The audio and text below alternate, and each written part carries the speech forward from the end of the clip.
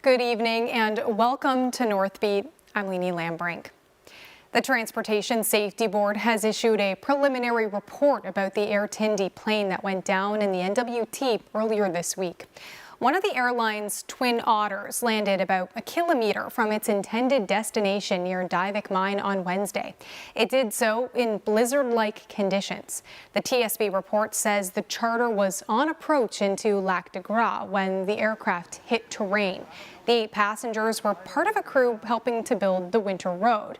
There was also a 2-person flight crew. They all arrived in Yellowknife yesterday, safely. The safety board says the plane, a Twin Otter on skis similar to this one, suffered substantial damage. The TSB's final investigation is expected to take a year. Air Tindy will conduct its own internal investigation. This is Air Tindy's 4th incident, one of them fatal in the last 5 years. New welcome signs will greet people entering the Yukon next year, and they'll look quite a bit different from the ones currently in place. Jackie Hong has this story.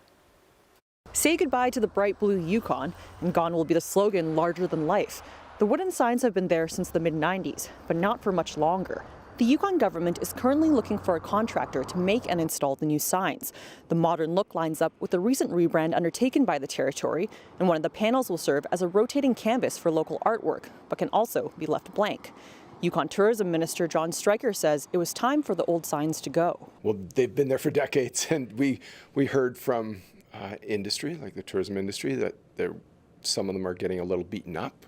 And so under our Yukon tourism development strategy, it was one of the actions to try and refresh the signage. They're you know, the welcome to the Yukon signs are important for Yukoners, and they're important for visitors. Not everyone's a fan of the new look, though. Okay, so this just like reminds me of, like, I had a bicycle once that was a very current color and it was hideous, and it only survived the 1 year as being current, and then it was just awful. Like, how is that supposed to stand the test of time? Like, people are gonna make fun of us on Instagram. White and the opposition Yukon Party say they're also concerned with how much the sign replacement project will cost. Now, not everyone hates the redesign. We also spoke to the president of the Yukon's Tourism Industry Association, and he says he thinks the redesign is exciting. But no matter how you feel, say sayonara to the old signs soon. The new ones will be installed by next September. Jackie Hong, CBC News, Whitehorse. Taku River Tlingit First Nation says it's a way to regain power over its history. The First Nation is getting funding from Library and Archives Canada to digitize written documents, sound recordings, video, and photographs. The initiative, called Listen, Hear Our Voices, started in 2017. Its purpose is to digitize documents and recordings related to Indigenous language and culture. Taku River Tlingit First Nation is among the latest batch of recipients to get the funding. It's receiving $100,000 to do the work. I think it's really important to digitize all of our cassette tapes and put them into our archives for future generations to access. I particularly love my job because I'm able to listen to all of these beautiful stories and keep them for future generations. Shepherd says she finds it fascinating to hear how similar the stories are, especially when it comes to legends. Taku River Tlingit First Nation's first priority is making the archives accessible to citizens rather than foreign researchers. We took you for a ride in a fully electric Ford F-150 yesterday. Along the drive, we heard about some of the hurdles Northerners may encounter installing EV chargers at home. The federal government announced plans to phase out the sale of gas-powered cars and trucks earlier this month. Today, a deeper look at the challenges of electrification in the north. Researchers out of Yukon University are studying this with the help of utility companies in all 3 territories, specifically what electric heating and electric vehicle charging stations might do to residential power grids in Dawson City and parts of Whitehorse and Yellowknife. Some communities or some neighborhoods, there are specific places where transformers are underrated, so they're too small. They weren't designed to have a lot of, say, electric heating or a lot of electric vehicles integrated into them, so they're undersized.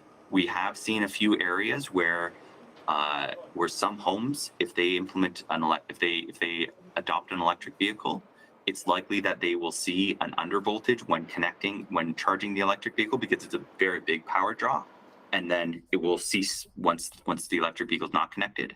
Say, for example, when you're connecting or when you plug in anything, say your computer to an electric outlet, you're expecting 120 volts. An undervoltage is the voltage is lower than 120 volts by a significant amount, that it could impact, well, it's below acceptable voltage level operation. That would need to be addressed. It could damage some equipment. We're also finding that there could be a high amount of current that the system was not designed for. So it could lead to nuisance tripping on the system as well. We have to ensure our electrical infrastructure can meet those demands. That means building new or upgrading existing.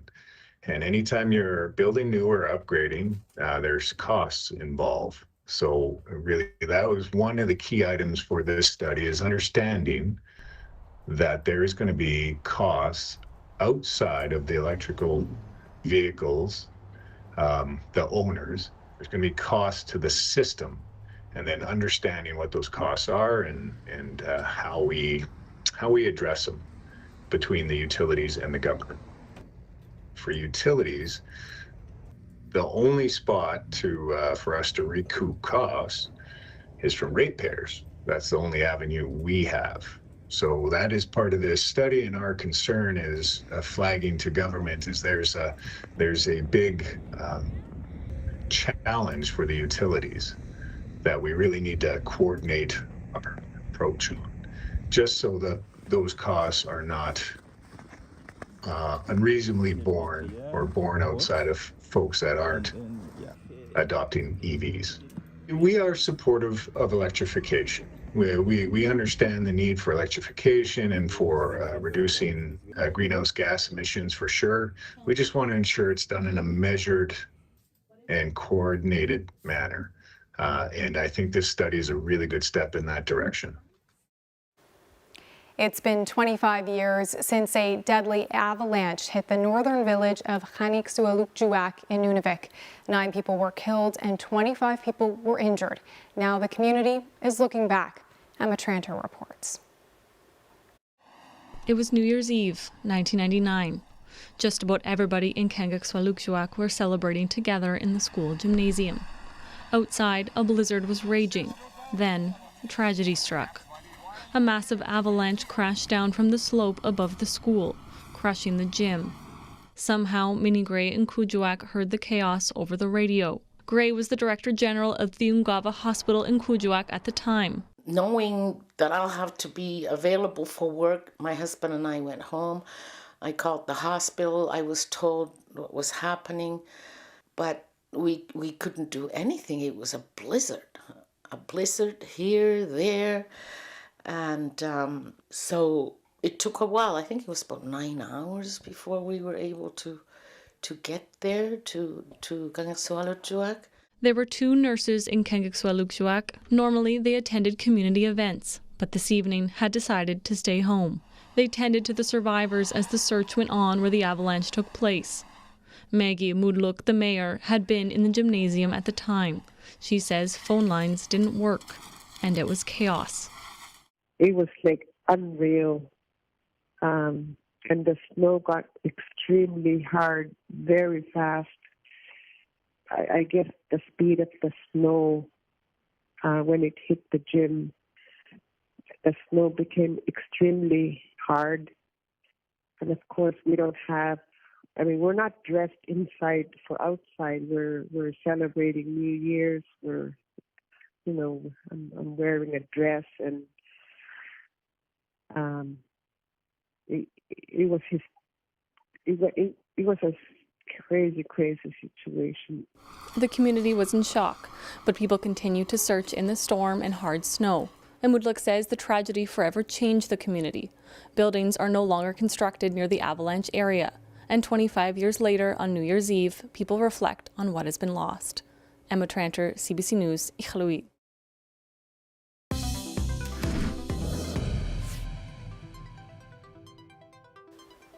Its name may not ring a bell, but chances are you've seen the Canadian Coast Guard ship Amundsen, either anchored near your community or plying Arctic waters, or perhaps you saw it in your hand on a $50 bill. But what it does and why may not be as familiar. Freelance journalist Dustin Patar spent the month of October aboard the Amundsen trying to answer those questions. Here is his short documentary. It was shot during the final leg of the vessel's 20th anniversary expedition.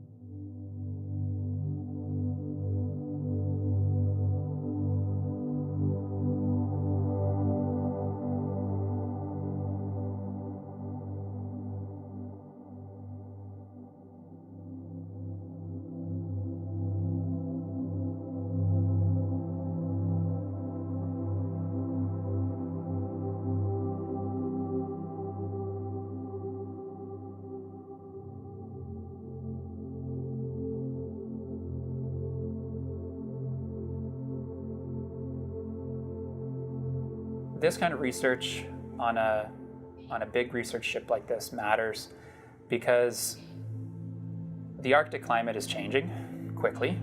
We know that, and we don't particularly need more observations to prove that. But I think what we need to figure out is how is that impacting other systems in the Arctic. So, how is it going to affect wildlife? How's it going to affect sea ice, which has implications for Inuit travel, for navigation, for shipping. These are all things that we need to know.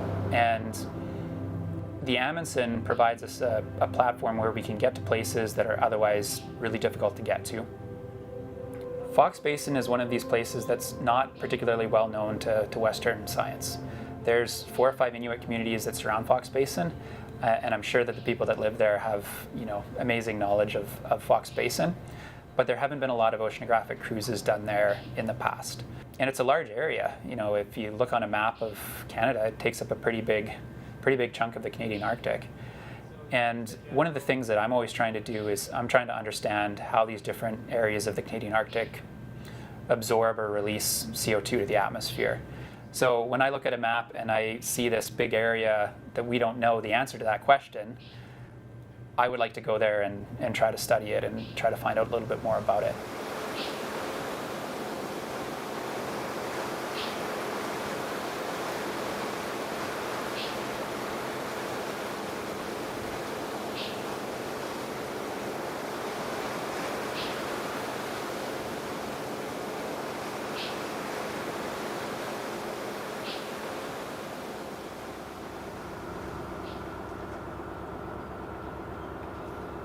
My dad asked me a few days ago what my schedule was like while I'm on the ship. And I answered him, my schedule is that I have no schedule. The ship operates 24 hours a day, and when we arrive at a station, that is when we will sample. So that has been late in the evening, early in the morning, midday. We are always awake when we arrive at station. So one of my main roles was maintaining the underway system aboard the Amundsen ship that measures continuously the carbon dioxide in the surface waters of the ocean. The second part is I am a part of the water sampling crew. On the ship, there's a lot of people that are interested in collecting seawater, and most importantly, we need to collect seawater at different depths. And what the rosette does is it has this capability to be deployed, lowered into the ocean, and basically go down to the bottom of the ocean and then work its way back up, closing bottles at different depths so that we can collect water from those different depths. Being able to measure seawater like this is a really powerful tool, because it tells us not only what's happening at that moment, But as we go deeper into the ocean, it can tell us what happened, 6 months ago, a year ago, in some cases even hundreds or thousands of years ago. And when you collect just, a little bit of water, there's a lot of different analyses that you can do with it. And depending on how you analyze that water, it can answer so many different questions about biology, chemistry, physics.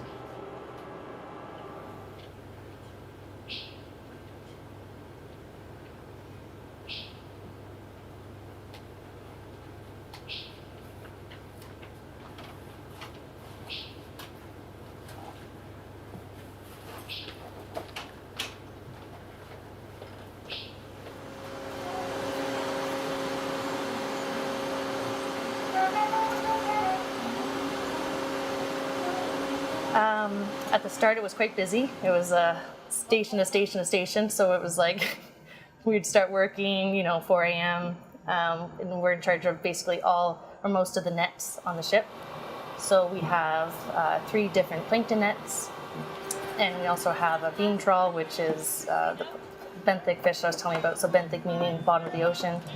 And we collect the fish and the shrimp, as well as the pelagic net, which is open ocean. So those are larger fish and jellyfish and more shrimp. So there was a lot to do. It's just amazing how time flies by when you're busy doing hands-on work, but also, still being able to kick back and have fun with all the other people on the ship. One of the really important things about working on the Amundsen is that a lot of the science that gets done here is done by students. Usually students that are working on a master's degree or a PhD, and they are working not only on doing the science, doing the work, doing the research, and producing important advances in our understanding of Arctic systems, but they're also learning. They're learning to be good scientists. They're learning to be scientists that understand how important the Arctic is. I think that's really key for our country, to be developing scientists that have experience going to the field, going to sea, working on a ship like this.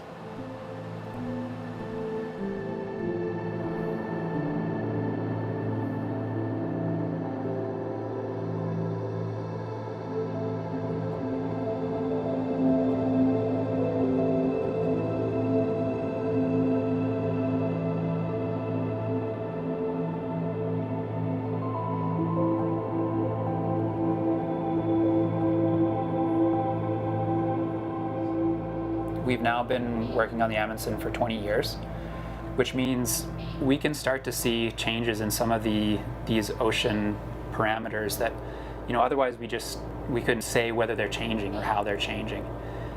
And I think we're just getting there. 20 years in a really highly variable place like the Arctic is just, barely enough to start to be able to say things. So I think it's going to be really important that we can continue to do this kind of work, that Canada continues to be able to support oceanographic research on a large scale, the kind of scale that requires an icebreaker, a dedicated research icebreaker. And then I think we'll just be in a better position to be able to inform the public, inform policymakers about how the Arctic might change in the future and how that might impact people and our country. Wow, really cool to see the way some of that research is unfolding in the Arctic. Our thanks to Dustin Patar for that story. At Yukon University, First Nation elders fulfill a very special role. They're there to provide guidance and share language, culture, tradition, and laughter. Raf Sanfaruk-Jugal brings us a story about sharing companionship and sharing space. Whether you are a full-time student or taking classes part-time, navigating schoolwork can be stressful. There's a lot to juggle. Students and elders can be seen in the hallways of Yukon University letting some steam off. Sometimes the place they gravitate to is the Harry Allen Lounge. The goal is to build a sense of community and a safe space for all. Just a place for them to talk about what they're doing in class, what they're doing for what their plans are, stepping back and also stepping forward. Also to learn from each other, open up possibilities for themselves through learning about each other, and it's building community that way. The legacy of the former Yukon First Nations Grand Chief Harry Allen lives on through this room. Allen was at the forefront of the fight for land claims negotiations and self-governance. Allow us as Yukon Indian people to move toward final agreement, as well as immediately as Yukon Indian people and all Aboriginal groups to fight to change the extinguishment policy, which is very much needed. So I was at Mount Doug, going to I was in grade 11 at that time, and they were already training to be lawyers. Harry Allen was already working with Elijah Smith. For Moses, this room represents her values she learned from her elders and values she hopes to instill in students. And so with the holistic perspective, we encourage people to move forward with spiritual guidance, and let that be what brings everything to light. Your inner light shining forward, it just flows. The academic, the mental learning, and the physical health, all follows. It follows effortlessly. Being a student is hard. Learning and applying new skills can be quite a journey of self-discovery. Being able to hit the pause button from time to time helps. This has been my place to ground myself, to come and chat, just to breathe, and it's a homey atmosphere.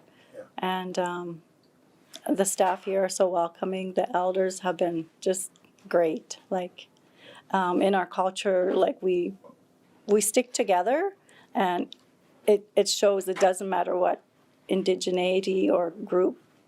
We're all, in my opinion, all the same. And over the years, what kind of conversations have you had in this room?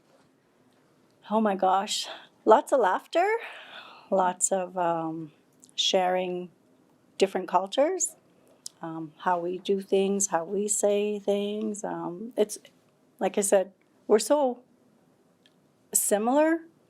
We may have a little slight difference in the way we do things, but overall, we strive to survive, and we help. We respect our elders, and just that caring feelings. Students also come here to help each other with their coursework and just to hang out. Some say they also come here because it reminds them of home. And I grew up with my grandparents, and we had a lot of elders in our home, so that's what it is that I feel at home. I hope that people who have not completed high school come to complete high school in post-secondary institution, and find their niche, find out what they love to do, and be encouraged to do that. There's the more people find their passion, the better it is for everyone in the community. The Harry Allen Lounge remains open for all students heading into the winter semester. The university says the location of the space will be moved to a different location on campus heading into the summer. Rafsan Farooq Jugal, CBC News, Whitehorse.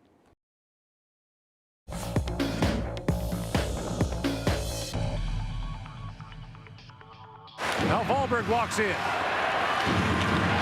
Dropped off, Lekanamaki, long shot, we saw Sandy now score! Noah Osman pokes it home, and Sweden takes a 2-0 lead. Canada was shut out at the World Junior Championship in Gothenburg, Sweden today, losing 2-0. It's the first loss of the tournament for Canada, a team searching for its third straight gold medal. The win means Sweden remains unbeaten. They haven't allowed a single goal in 3 games. And lots of those World Junior players likely got their start on community rinks. It's been about a year since Delaunay and the NWT upgraded its rink. Since then, they've been able to use it year-round. As the CBC's Natalie Pressman found out, it helps teach youth the values of teamwork, dedication, leadership, and of course, plain old fun. Ice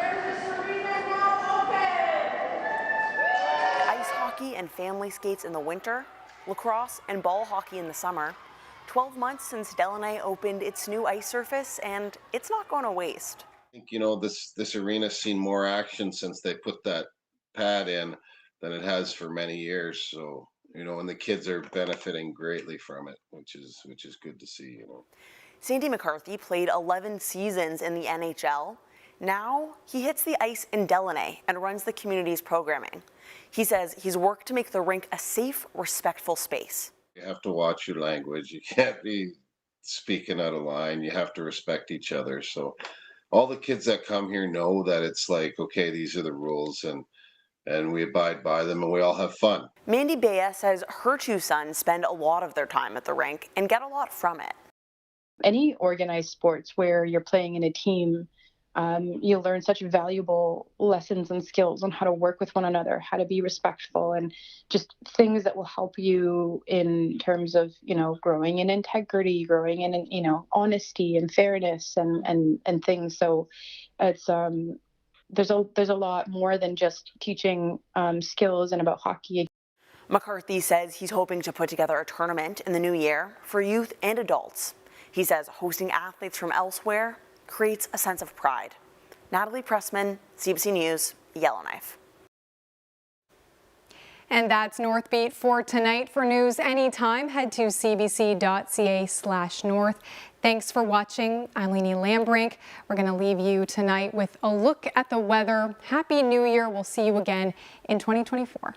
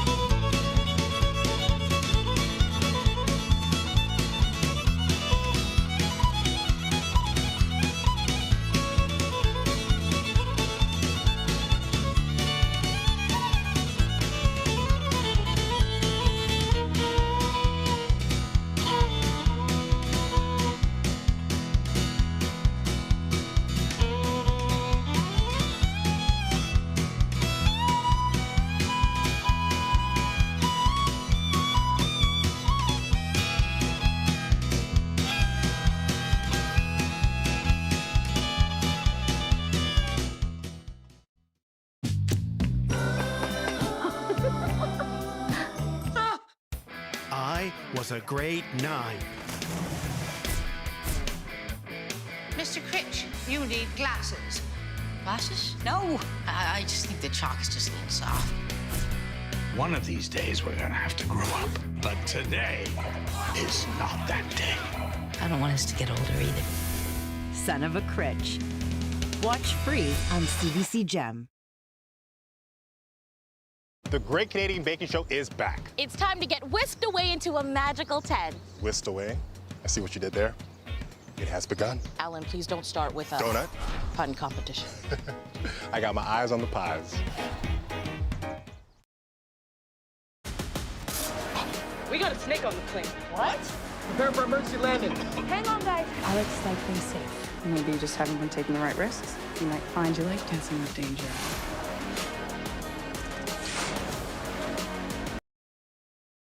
We are calling it iPhone. Why would anybody want a phone without a keyboard?